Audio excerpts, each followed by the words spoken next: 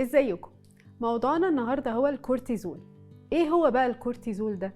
هي مادة لو زادت في الجسم هتؤدي الى اول حاجة زيادة القلق والتوتر والاكتئاب، تاني حاجة بيخفض من كفاءة الجهاز المناعي، تالت حاجة مش بتنام كويس، نومك ما بيبقاش عميق والكواليتي بتاعت النوم ما بتبقاش كويسة، رابع حاجة زيادة الوزن وعسر الهضم. طيب ايه اللي بيزود المادة دي في الدم؟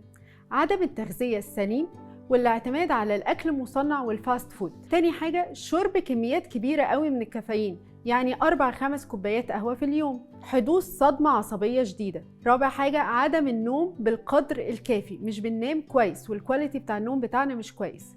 يبقى لازم نعرف ازاي نظبط مستويات الكورتيزول بطريقة طبيعية. أول حاجة أتمرن تمرينات النفس. تاني حاجة أنام فترة الليل في أوضة ضلمة تماماً واقفل موبايلي واحاول اتجنب الموبايل قبل النوم بساعة. تالت حاجة اتجنب شرب الكافيين بكميات كبيرة. رابع حاجة الاكل الصحي زي الخضروات والفواكه والبروتين الصحي والدهون الصحية. امديتيت لمدة 10-20 دقيقة في اليوم، يعني اعمل تمرينات التأمل لمدة 10-20 دقيقة في اليوم. سادس حاجة اعمل الكارديو اكسرسايز، تمرينات الكارديو. وبكده اكون كلمتكم على موضوع مهم جدا، مشاكله بتعمل ايه وازاي اقدر اعالجه. يا رب اكون ساعدتكم النهارده بمعلومه تفيدكم ان انتوا تعيشوا حياه افضل.